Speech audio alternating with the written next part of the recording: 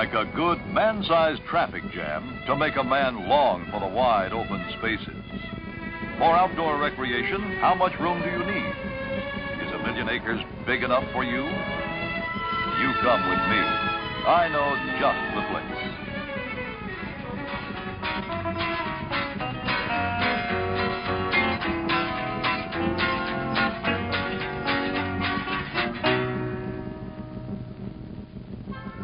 Just a few miles west of Florida's glittering Gold Coast, not far from the resort cities of Miami Beach and Palm Beach and Fort Lauderdale, there lies a strange and mysterious land called the Everglades. Some call it a swamp, but it is totally unlike any other swamp on the face of the earth. The Everglades is a river of grass. The grass in the Everglades is sawgrass, towering 12 feet high in places, sharp as the blade of a saw. Forbidding. The Everglades is certainly that. But there is something, too, that beckons to people. Something about the glades that calls to the sportsman, to the bird watcher, or to the person who just wants to get away from it all. Away from the crowded cities. Away from the automobiles. 1,000,000 acres of this vast land is being preserved in its wilderness state by the Central and Southern Florida Flood Control District. The chief responsibility of the district is to protect a huge area of Florida from flood and drought. This area includes the upper St. Johns River, just west of Cape Kennedy, and the Kissimmee River in the north of the district, Lake Okeechobee in the center, and to the south, an enormous water storage area in the Everglades, not far from Miami.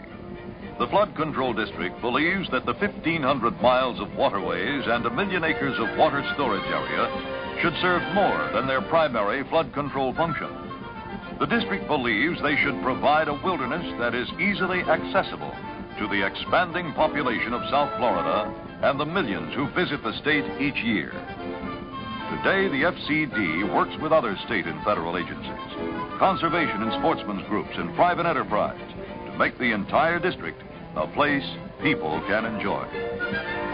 Lodges are located to give sportsmen easy access to the water storage areas for boating, hunting, and fishing.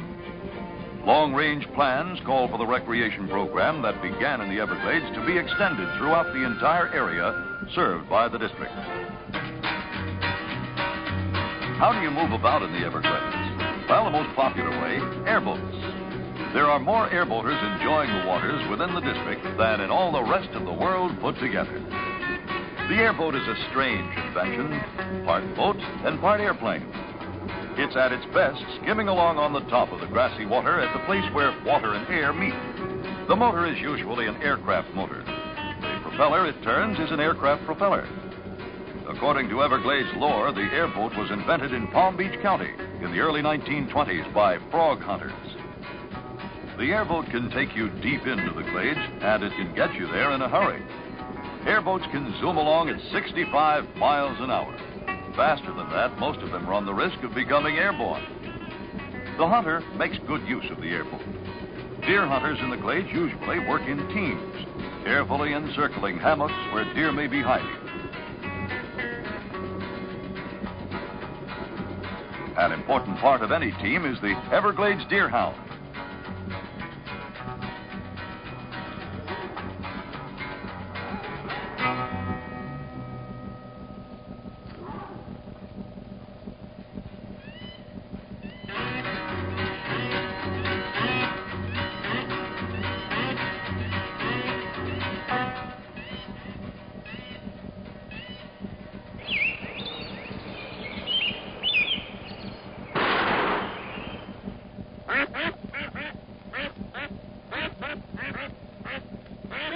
In the winter, duck hunting is popular in many areas within the district.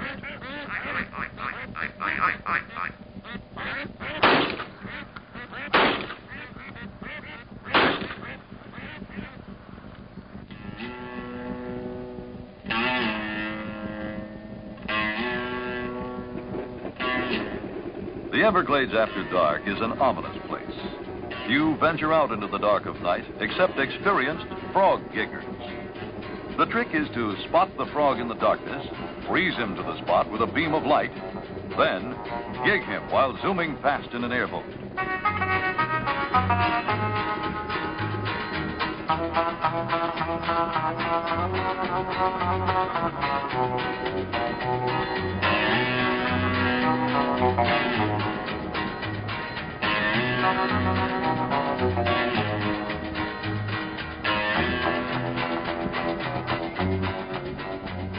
Fried frog legs. There's no finer delicacy in the Everglades. Fishermen are early risers everywhere. These have invaded the river of grass to seek out the king of Florida's fresh waters, the largemouth bass. And fishermen know the district's water storage area is bass country.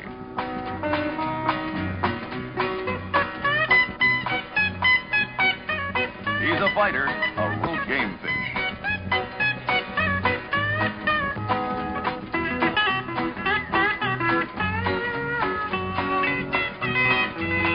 Taken from clear, clean water and fried, largemouth bass make good eating.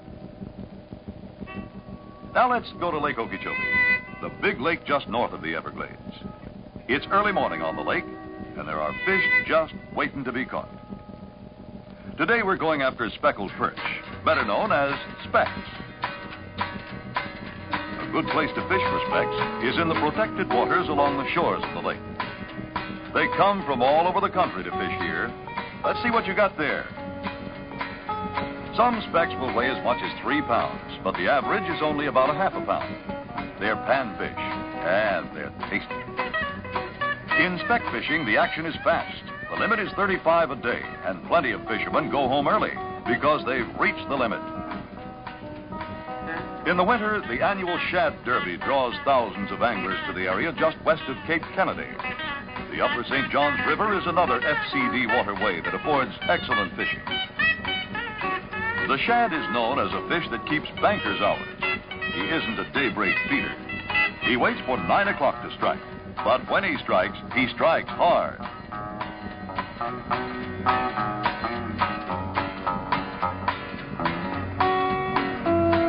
The shad is a real game fish, a battler who's hard to bring in.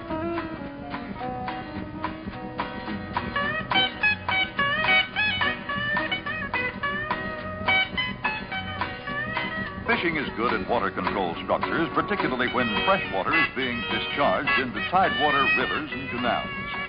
Saltwater fish move up to the structures looking for bait fish. Fishermen move up to look for good fishing. Sometimes there seems to be just no limit to the good fishing grounds in the flood control district.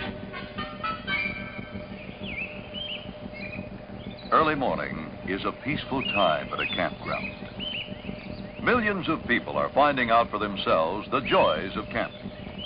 One of the finest camping areas in the district is maintained by the town of Belle Glade. The campground is on an island owned by the Flood Control District, Torrey Island in Lake Okeechobee. There's no shortage of fishing styles around here.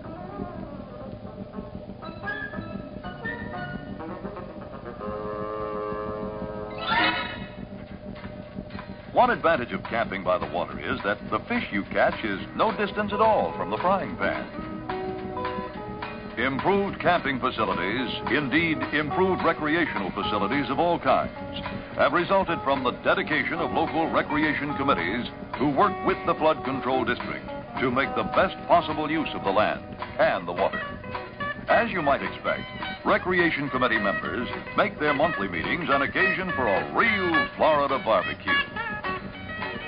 You'll find plenty of places for recreation along the Tamiami Trail, a highway that crosses the state through the heart of the Everglades. Tamiami, Tampa to Miami. Most of the places are run by Indians, members of the Miccosukee tribe. Enthusiastic boatmen take good advantage of the waterways and lakes within the district. Let's take a trip up the Kissimmee River, one of the area's most interesting streams for cruising. The Kissimmee, which flows south, is the principal river system draining into Lake Okeechobee. Water control structures and locks are being built along the meandering river to create a waterway for control of the vast quantities of water draining into the watershed. The Kissimmee's many picturesque oxbows provide excellent spots for fishing. These oxbows are being preserved under the flood control plan. The river flows through some of the finest cattle country in Florida. Boatmen say that one of the hazards of cruising here is the possibility that the hull of your boat might be gored by a bull standing in the Kissimmee. In the 19th century, steamboats plied this river, wending their way through the stream's oxbows. They could travel from the Gulf of Mexico all the way up to the town of Kissimmee. The river winds through a chain of lakes. Lake Kissimmee first, then two smaller lakes. Finally, Lake Tohopekalaga. One of the highlights of the Florida boating season is the annual Kissimmee River Boatacade, which cruises from here in the town of Kissimmee down to Lake Okeechobee and back.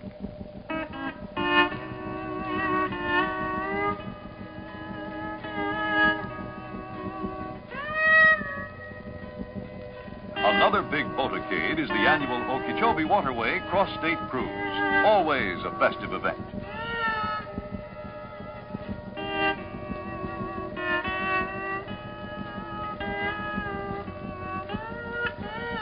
Let's follow an Okeechobee Waterway cruise from the town of Jensen Beach on Florida's east coast to Fort Myers on the Gulf of Mexico.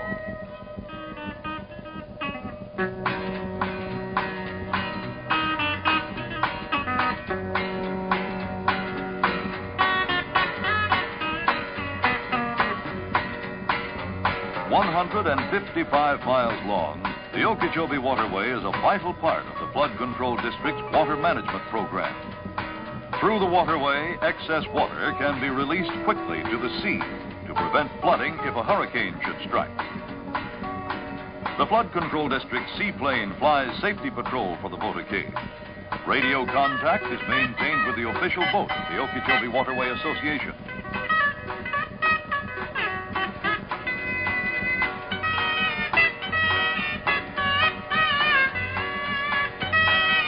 Early afternoon of the first day, the boats begin their swing into the big lake, Lake Okeechobee. The pacing of the cruise is not leisurely. Some of the boats move along at speeds up to 35 knots.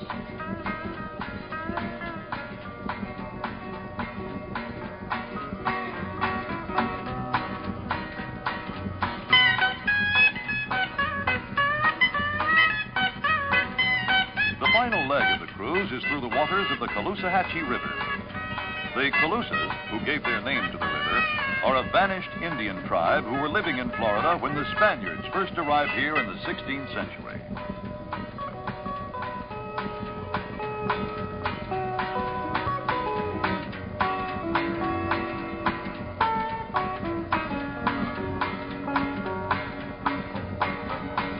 Journey's End on the west coast of Florida. Just to get away from it all. This is a need everyone has sometime. Within its boundaries and its flowing waterways, the Flood Control District will continue to encourage the creation of recreational outlets for all. For those who like the excitement of the outdoor sports, and for those who like to relax by just communing with nature.